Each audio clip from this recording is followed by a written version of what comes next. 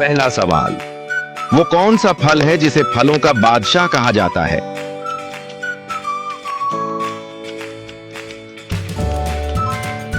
सही जवाब आम।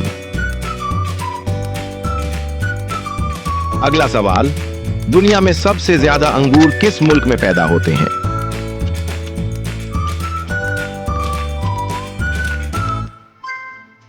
सही जवाब चीन। अगला सवाल, कौन सा फल विटामिन सी का सबसे बड़ा कुदरती जरिया है?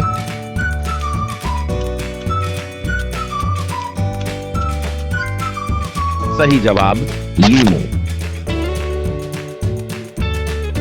अगला सवाल, वो कौन सा फल है जिसे दुनिया का सबसे महंगा फल कहा जाता है?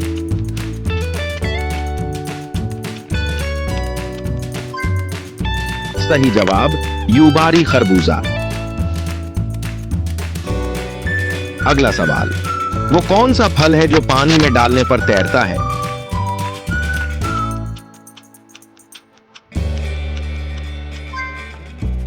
इस सवाल का जवाब अपनी जहानत से कमेंट बॉक्स में दें।